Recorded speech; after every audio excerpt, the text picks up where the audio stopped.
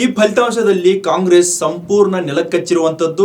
NDA ಮತ್ತೆ ದಾಪುಗಾಲಿನಲ್ಲಿ ಇಟ್ಟು NDA ಅಧಿಕಾರವನ್ನು ಹಿಡಿಯುವಲ್ಲಿ ಯಶಸ್ವಿಯಾಗಿರುವಂಥದ್ದು. ಯಾಕಂದರೆ ಬಿಹಾರದಲ್ಲಿ 243 ವಿಧಾನಸಭಾ ಕ್ಷೇತ್ರಗಳಿದ್ವು. ಅದರಲ್ಲಿ NDA ಜೊತೆಗೆ ಮಹಾಗಠಬಂಧನ್ ಸೇರಿ ಎಲ್ಲವೂ ತಮ್ಮದೇ ಆದ ರೀತಿಯಲ್ಲಿ ಈ ಬಾರಿಯ ಚುನಾವಣೆಯನ್ನು ನಡೆಸಿದ್ವು. ಜೊತೆಗೆ ನವೆಂಬರ್ 6 ಹಾಗೂ ನವೆಂಬರ್ 11ರಂದು 2 ಹಂತಗಳಲ್ಲಿ ಬಿಹಾರದಲ್ಲಿ ವಿಧಾನಸಭಾ ಚುನಾವಣೆ ನಡೆದಿತ್ತು. ಆದರೆ ನವೆಂಬರ್ 14 ಇವತ್ತು ಚುನಾವಣಾ ಫಲಿತಾಂಶ ದಿನವಾಗಿತ್ತು. ಬೆಳಗ್ಗೆ 8 ಗಂಟೆಯಿಂದಲೂ ಸಹ ಚುನಾವಣಾ ಫಲಿತಾಂಶ ಹೊರಬೀಳ್ತಾ ಇದೆ. ಆದರೆ ಆರಂಭಿಕ ಹಾಗೂ ಅಂಚೆ ಮತ ಜೊತೆಗೆ EVM ಮತಗಳಲ್ಲಿ NDA ಮೈತ್ರಿಕೂಟ ಮುನ್ನಡೆಯನ್ನೇ ಕಾಯ್ದುಕೊಂಡು ಬರ್ತಾ ಇದೆ. ಅದೇ ರೀತಿಯಾಗಿ ಈಗಲೂ ಕೂಡ 200ರ ಗಡಿ ದಾಟಿ ಸ್ಥಾನಗಳಲ್ಲಿ ಮುನ್ನಡೆಯನ್ನು ಕಾಯ್ದುಕೊಂಡು NDA ಬರ್ತಾ ಇದೆ. ಆದರೆ ಇನ್ನು ಅಂತಿಮವಾದ ಫಲಿತಾಂಶಕ್ಕೆ ಇನ್ನಷ್ಟು ಕ್ಷಣಗಳು ಬೇಕಾಗುತ್ತೆ, ಅಂದರೆ ಇನ್ನಷ್ಟು ಗಂಟೆಗಳು ಬೇಕಾಗುತ್ತೆ. ಯಾಕಂದರೆ ಇನ್ನು ಮತ ಎಣಿಕೆ ಕಾರ್ಯ ನಡೀತಿರುವಂಥದ್ದು. ಆದರೆ ಸದ್ಯದ ಸಿಚುವೇಶನ್ ನೋಡಿದಾಗ ಬಿಹಾರದ ಮತದಾರ ಮಹಾಗಠಬಂಧನ್ ಅದರಲ್ಲೂ ಲಾಲು ಆಡಳಿತವನ್ನು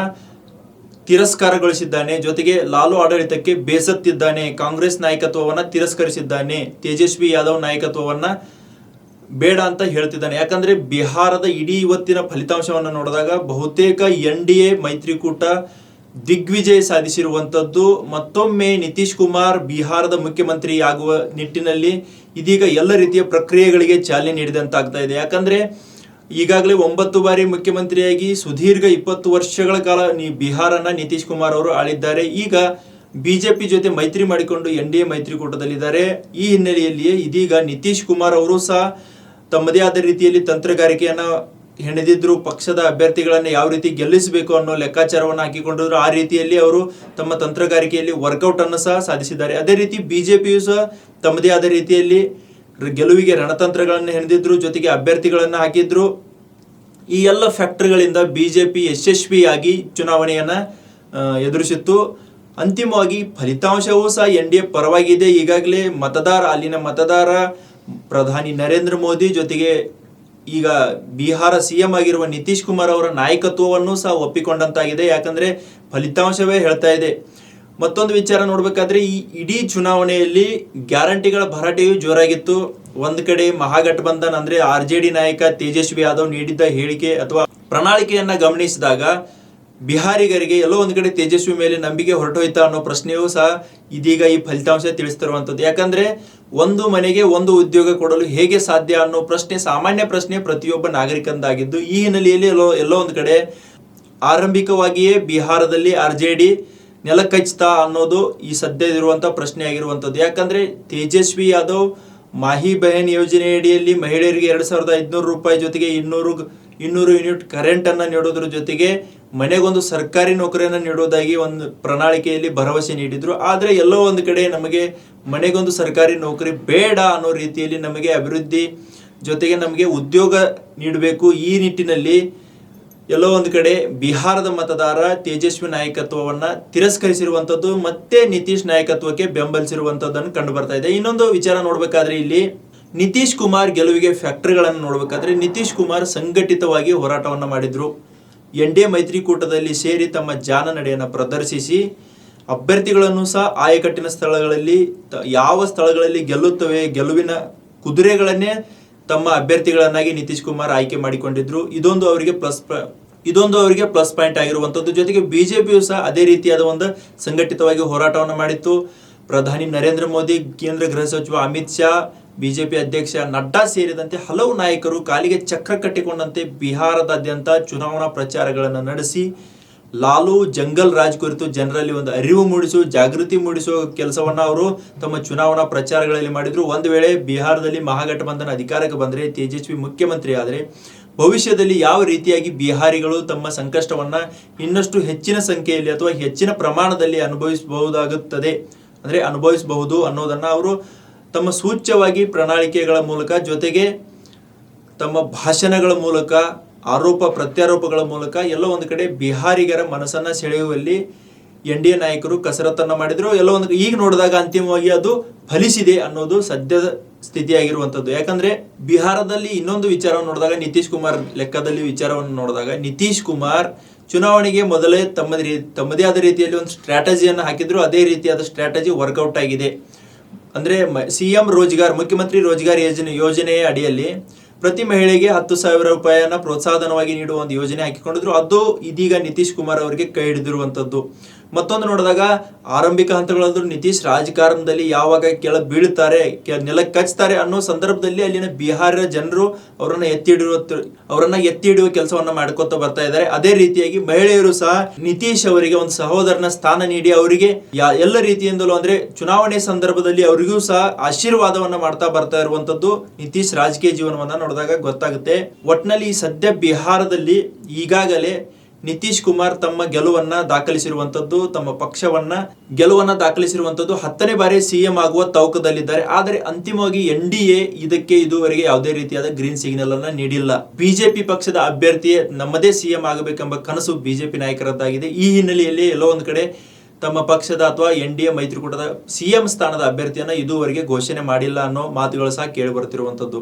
ಇನ್ನೊಂದು ವಿಚಾರ ನೋಡಿದಾಗ ಇದೇ ಬಿಹಾರದ ಅಂದ್ರೆ ಇದೇ NDA ಘಟಕದಲ್ಲಿರುವ ಇನ್ನೊಂದು ಪಕ್ಷ LJP, ರಾಮ್ ವಿಲಾಸ್ ಪಾಸ್ವಾನ್ ಅವರ ದಿವಂಗತ ಮಾಜಿ ಸಚಿವ ರಾಮ್ ವಿಲಾಸ್ ಪಾಸ್ವಾನ್ ಅವರ LJP ನೋಡಿದಾಗ ಈ ವಿಚಾರದಲ್ಲಿ ನೋಡಿದಾಗ ಇದು ಸಹ ಅತ್ಯಂತ ಒಂದು ಉತ್ತಮವಾದ ಪ್ರದರ್ಶನವನ್ನು ಮಾಡಿರೋ ಪಕ್ಷವಾಗಿರುವಂತದ್ದು. ಯಾಕಂದ್ರೆ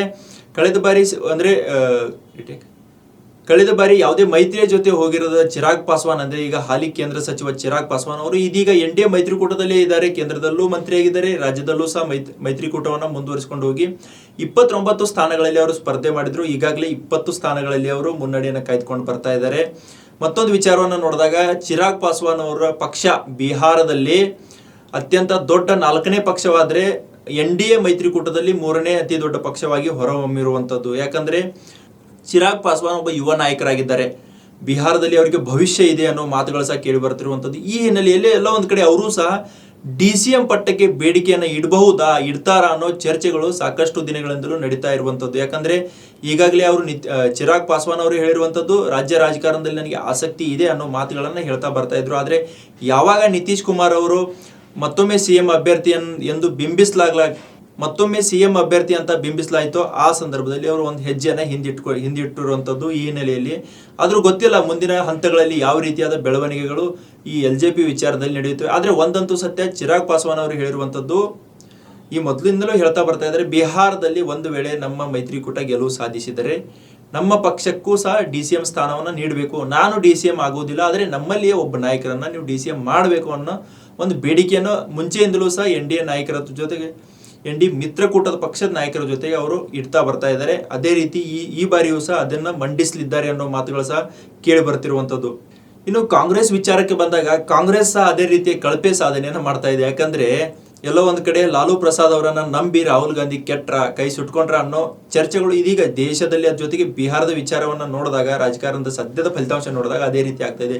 ಅಷ್ಟೊಂದು ಹೀನಾಯವಾಗಿ ಕಳಪೆ ಸಾಧನೆಯನ್ನ ಕಾಂಗ್ರೆಸ್ ಮಾಡುವ ಲಕ್ಷಣಗಳು ಆರಂಭದಲ್ಲಿ ಇರಲಿಲ್ಲ. ಆದ್ರೆ ಗೊತ್ತಿಲ್ಲ ಏನಾಯ್ತು ಎತ್ತಾಯ್ತು. ಯಾಕಂದ್ರೆ ರಾಹುಲ್ ಗಾಂಧಿ ಅವರು ಒಂದು ಮತಚೋರಿ ವಿಚಾರವನ್ನು ಇಟ್ಕೊಂಡು ದೇಶದಲ್ಲಿ ಒಂದು ಆಂದೋಲನ ರೀತಿಯಲ್ಲಿ, ಅಭಿಯಾನದ ರೀತಿಯಲ್ಲಿ ಮಾಡಿದ್ರು. ಆದ್ರೆ ಬಿಹಾರದ ವಿಚಾರದಲ್ಲಿ ನೋಡಿದಾಗ ಅದು ಮತದಾರರ ಮೇಲೆ ಯಾವುದೇ ರೀತಿಯಾದ ಪರಿಣಾಮ ಬೀರಿಲ್ಲ ಅನ್ನೋದು ಫಲಿತಾಂಶವೇ ಈಗ ಎಲ್ಲರೂ ತಿಳಿಸ್ತಾ ಇದೆ. ಯಾಕಂದ್ರೆ ಆಲ್ಮೋಸ್ಟ್ ಆಲ್ ಅಂದ್ರೆ 36% ಹಿಂದುಳಿದ ವರ್ಗಗಳ ಮತಗಳಿವೆ. ಇವು ಯಾದವ್ ಸಂಪ್ರದಾಯ ಅದ್ರ ಜೊತೆಗೆ RJD ಸಾಂಪ್ರದಾಯಿಕ ಮತಗಳು ಆಲ್ಮೋಸ್ಟ್ ಆಲ್. ಆದ್ರೆ ಈ ಬಾರಿ ಇಡೀ NDA ಮಿತ್ರಕೂಟ ಆ ಮತಗಳನ್ನ ವಿಭಜನೆಗೊಳಿಸಿ ತಮ್ಮತ್ತ ವಾಲಿಸಿಕೊಳ್ಳುವಲ್ಲಿ ಸಕ್ಸಸ್ ಆಗಿದೆ ಅಂತಾನೆ ಹೇಳ್ಬೋದಾಗಿದೆ. ಯಾಕಂದ್ರೆ ನಿತೀಶ್ ಕುಮಾರ್ ಅವರು ಸಹ ಬಿಹಾರದಲ್ಲಿ ಒಬ್ಬ ಪ್ರಭಾವಿ ನಾಯಕರು, ಹಿರಿಯ ರಾಜಕಾರಣಿ. ಅವರನ್ನು ಸಹ ಬಿಹಾರದ ಜನರು ಬಿಟ್ಟುಕೊಡಲು ಮನಸ್ಸಿಗೆ ಒಪ್ಪಲಿಲ್ಲ ಅನ್ಸುತ್ತೆ. ಅದಕ್ಕೋಸ್ಕರ ಅವರನ್ನ ಮತ್ತೆ ಇದೀಗ ಆಯ್ಕೆ ಮಾಡಿರುವಂತದ್ದು. ರಾಹುಲ್ ಗಾಂಧಿ ವಿಚಾರಕ್ಕೆ ಬಂದಾಗ ರಾಹುಲ್ ಗಾಂಧಿ ಅವರು ಕೇವಲ ಆರೋಪಗಳನ್ನು ಮಾಡಿದ್ರು, ಅದನ್ನ ಸಾಬೀತು ಮಾಡುವಲ್ಲಿ ಎಲ್ಲ ಒಂದ್ ಕಡೆ ವಿಫಲರಾದ್ರು ಅಂತ ಮಾತುಗಳು ಕೇಳಿ ಬರುತ್ತಿರುವಂತದ್ದು. ತೇಜಸ್ವಿ ಯಾದವ್ ಅವರು ಕೈ ಹಿಡಿದು ಚುನಾವಣಾ ಪ್ರಚಾರ ಮಾಡಿ, ಭರಾಟೆಯಲ್ಲಿ ಪ್ರಚಾರ ಮಾಡಿ ಮೋದಿ, ಅಮಿತ್ ಶಾ, ನಿತೀಶ್ ಕುಮಾರ್ ವಿರುದ್ಧ ಸರಣಿ ಆರೋಪಗಳನ್ನು ಮಾಡಿದ್ರು. ಆದರೆ ಯಾವುದೇ ರೀತಿಯಾದ ಆರೋಪಗಳಿಗೆ ಜನರು ಸೊಪ್ಪು ಹಾಕಲಿಲ್ಲ. ನಿತೀಶ್ ಕುಮಾರ್ ನಾಯಕತ್ವವನ್ನು ಬೆಂಬಲಿಸಿರುವುದೇ ಇವತ್ತಿನ ಫಲಿತಾಂಶಕ್ಕೆ ಸಾಕ್ಷಿಯಾಗಿದೆ. ಈ NDA ವಿಚಾರದಲ್ಲಿ ಇನ್ನೊಂದು ನಾವು ಫ್ಯಾಕ್ಟರ್ ಅನ್ನು ನೋಡಿದಾಗ MY ಮುಸ್ಲಿಂ ಯಾದವ್ ಫ್ಯಾಕ್ಟರ್ ಇತ್ತಲ್ಲ, ಈ ಬಾರಿ ಚೇಂಜ್ ಆಗಿದೆ, ಪೂರ್ತಿ ಚೇಂಜ್ ಆಗಿಬಿಟ್ಟಿದೆ. ಮುಸ್ಲಿಂ ಮತಗಳು ಸಹ BJP ಅತ್ತ ವಾಲಿವೆ ಅನ್ನೋದು ನಿಜಕ್ಕೂ ಗಮನಾರ್ಹ ಸಂಗತಿ. ಯಾಕಂದ್ರೆ 32 ಕ್ಷೇತ್ರಗಳಲ್ಲಿ ಈಗಾಗಲೇ NDA ಅಭ್ಯರ್ಥಿಗಳು ಮುಸ್ಲಿಂ ಬಾಹುಳ್ಯ ಕ್ಷೇತ್ರಗಳಲ್ಲಿ ಮುನ್ನಡೆಯನ್ನು ಕಾಯ್ದುಕೊಂಡು ಬರ್ತಾ ಇದ್ದಾರೆ. ನೋಡ್ತಾ ಇದೀವಿ ನಾವು ಯಾವ ರೀತಿಯಾಗಿ ಈ ಒಂದು ಚುನಾವಣಾ ಫಲಿತಾಂಶದ ಅಂತಿಮ ಸುತ್ತು ಬರೋವರೆಗೂ ಇದೇ ಅಂತ ಹೇಳಕ್ಕಾಗಲ್ಲ. ಬಟ್ ಸದ್ಯದ ಸಿಚುವೇಶನ್ ನೋಡಿದಾಗ NDA ತನ್ನ ವೋಟ್ ಬ್ಯಾಂಕ್ ಅನ್ನ ಭದ್ರಪಡಿಸಿಕೊಂಡಿದ್ದಲ್ಲದೆ ಮತ್ತೊಂದು ವೋಟ್ ಬ್ಯಾಂಕ್ ಅಂದ್ರೆ ಈ ಯಾವ ಘಟಬಂಧನ ಇದೆಯಲ್ಲ ಮೈತ್ರಿಕೂಟ, ಅದರ ವೋಟ್ ಬ್ಯಾಂಕ್ ಅನ್ನು ಸಹ ಕಬಳಿಸುವಲ್ಲಿ ಯಶಸ್ವಿಯಾಗಿದೆ ಅಂತ ಹೇಳ್ಬಹುದಾಗಿದೆ. ಮುಸ್ಲಿಂ ಮತದಾರರು ಸಹ ಬಿಜೆಪಿಗೆ ವೋಟ್ ಮಾಡಿದ್ದಾರೆ, JDUಗೆ ವೋಟ್ ಮಾಡಿದ್ದಾರೆ. ಅಂದ್ರೆ ಕಾಂಗ್ರೆಸ್ ಸಾಂಪ್ರದಾಯಿಕ ಮುಸ್ಲಿಂ ಮತಗಳು ಜೊತೆಗೆ RJD ಸಾಂಪ್ರದಾಯಿಕ ಮುಸ್ಲಿಂ ಮತಗಳು ಇವು ಎಲ್ಲವೂ ವಿಕೇಂದ್ರೀಕರಣಗೊಂಡು NDA ಅತ್ತ ವಾಲಿವೆ ಅನ್ನೋದು ಈಗಿನ ಸದ್ಯದ ಲೆಕ್ಕಾಚಾರವಾಗಿರುವಂಥದ್ದು. ಅಲ್ಲದೆ ಮತ್ತೊಂದು ನೋಡ್ಬೇಕಾದ್ರೆ ಇದರಲ್ಲಿ ಮುಸ್ಲಿಂ ಪಕ್ಷ ಅಂದ್ರೆ ಮುಸ್ಲಿಂ ಮತಗಳನ್ನ ಕಾಂಗ್ರೆಸ್ ಸೆಳೆದುಕೊಳ್ಳಲು ಅವಕಾಶ ಇತ್ತು, ಆದ್ರೆ ಅದ್ರ ಬಗ್ಗೆ ಅದು ಯೋಚನೆ ಮಾಡಲಿಲ್ಲ. AIMIM ಅದು ಸಹ ಅಲ್ಲಿ ಒಂದು ಉತ್ತಮವಾದಂತ ಪ್ರದರ್ಶನವನ್ನು ಮಾಡ್ತಾ ಇದೆ. ಅಸಾದುದ್ದೀನ್ ಒವೈಸಿ ಅವರ ಪಕ್ಷ ಅಂದ್ರೆ ಅವರ ನಡುವೆ ಸೀಟ್ ಹಂಚಿಕೆ ವಿಚಾರದಲ್ಲಿ ಏನೋ ಬಿಕ್ಕಟ್ಟು ಉಂಟಾಗಿ ಕಗ್ಗಂಟಾದ ನಂತರ ಅವರು ಅದರಿಂದ ಮೈತ್ರಿಯಿಂದ ಹೊರ ನಡೆದ್ರು. ಅವರು ಸ್ವತಂತ್ರವಾಗಿ ನಿಂತರು. AIMIM ಅದು ಸಹ AIMIM ಆ ಪಕ್ಷವು ಸಹ ಉತ್ತಮವಾದ ಒಂದು ಪ್ರದರ್ಶನವನ್ನು ಮಾಡ್ತಾ ಇರುವಂಥದ್ದು. ನೋಡಿದಾಗ ರಾಹುಲ್ ಗಾಂಧಿ ಅವರಿಗೆ ಎಲ್ಲೋ ಒಂದು ಕಡೆ ಗ್ರಹಚಾರ ಸರಿ ಇಲ್ವೋ ಅಥವಾ ಎಲ್ಲೋ ಒಂದು ಕಡೆ ಚುನಾವಣಾ ರಾಜಕೀಯ ಭವಿಷ್ಯವೇ ಸರಿ ಇಲ್ವೋ ಅನ್ನೋದು ಸದ್ಯದ ಸಿಚುವೇಶನ್ ಅಲ್ಲಿ ಯಾವುದೇ ರೀತಿಯಲ್ಲಿ ಅರ್ಥ ಆಗ್ತಾ ಇಲ್ಲ. ಯಾಕಂದ್ರೆ ಬಿಹಾರದಲ್ಲಿ ರಾಹುಲ್ ಗಾಂಧಿ ಅವರು ಹೇಗಾದ್ರೂ ಮಾಡಿ ನಾವು ಅಧಿಕಾರವನ್ನು ಹಿಡಿಬೇಕು, ಹೇಗಾದ್ರೂ ಮಾಡಿ ಇಲ್ಲಿ ಸರ್ಕಾರ ರಚನೆ ಮಾಡಬೇಕು ಅನ್ನೋ ಕನಸನ್ನು ಇಟ್ಕೊಂಡ್ರು. ಅದೇ ರೀತಿಯಾಗಿ ತೇಜಸ್ವಿ ಯಾದವ್ ಸಹ, ಯಾಕಂದ್ರೆ ಈ RJD ನಾಯಕ ತೇಜಸ್ವಿ ಯಾದವ್ ಸಹ ಹೇಗಾದ್ರೂ ಮಾಡಿ ಬಿಹಾರದ CM ಆಗಬೇಕು ಅಂತ ದೊಡ್ಡ ಕನಸನ್ನು ಇಟ್ಕೊಂಡಿದ್ರು. ಆದ್ರೆ ಈ ಎರಡು ನಾಯಕರ ಕನಸುಗಳು ಇವತ್ತು ನುಚ್ಚು ನೂರಾಗಿರುವಂಥದ್ದು. ಮತ್ತೊಮ್ಮೆ ನಿತೀಶ್ ಕುಮಾರ್ ಸರ್ಕಾರ ಅಂದ್ರೆ ಡಬಲ್ ಎಂಜಿನ್ ಸರ್ಕಾರ ಬಿಹಾರದಲ್ಲಿ ಅಸ್ತಿತ್ವಕ್ಕೆ ಬರಲಿದೆ. ಸದ್ಯ ಬಿಹಾರದಲ್ಲಂತೂ ಡಬಲ್ ಎಂಜಿನ್ ಸರ್ಕಾರ ಅಸ್ತಿತ್ವಕ್ಕೆ ಬರಲಿದೆ. ಒಂದು ಕಡೆ ನಿತೀಶ್ ಬಿಟ್ಟ ಬಾಣಕ್ಕೆ ಲಾಲು ಅವರ ಖಂದಿಲ್ ಹಾರಿ ಹೋಗಿದೆ. ರೆಡಿಯಾಗಿರಿ, ಬಿಹಾರ್ ಮತ್ತೊಮ್ಮೆ ಬರುತ್ತಿದೆ ನಿತೀಶ್ ಸರ್ಕಾರ ಅಂತ ಸದ್ಯದ ಘೋಷಣೆ ಆಗಿರಬಹುದು. ಆದರೆ ಮುಂದಿನ ಹಂತಗಳಲ್ಲಿ ಯಾವ ಬದಲಾವಣೆಗಳಾಗ್ತವೆ, ಬಿಜೆಪಿಯವರು ಯಾವ ರೀತಿಯಾದ ಸ್ಟ್ರಾಟಜಿ ಮತ್ತೆ ಹೊಸ ದಾಳವನ್ನು ಉರುಳಿಸ್ತಾರಾ, ಅಥವಾ ನಿತೀಶ್ ಕುಮಾರ್ ಅವರೇ ನೀವೇ ನಿಮ್ಮ ನಾಯಕತ್ವದಲ್ಲಿ ನಾವು ಸಹ ಮುಂದೆ ಸಾಕ್ತೀವಿ ಅನ್ನೋ ಮಾತನ್ನು ಹೇಳುವ ಮೂಲಕ ಮತ್ತೊಮ್ಮೆ ನಿತೀಶ್ ಕುಮಾರ್ ಅವರಿಗೆ 10ನೇ ಬಾರಿಗೆ ಬಿಹಾರ CM ಆಗಲು ಅವಕಾಶ ಕೊಡ್ತಾರಾ ಅನ್ನೋದನ್ನ ನಾವು ಕಾದು ನೋಡಬೇಕಾಗಿದೆ. ಹೆಚ್ಚಿನ ವಿಡಿಯೋಗಳಿಗೆ ಪ್ರತಿಧ್ವನಿ ಯೂಟ್ಯೂಬ್ ಚಾನೆಲ್ ಸಬ್ಸ್ಕ್ರೈಬ್ ಮಾಡಿ, ಬೆಲ್ ಐಕಾನ್ ಕ್ಲಿಕ್ ಮಾಡಿ.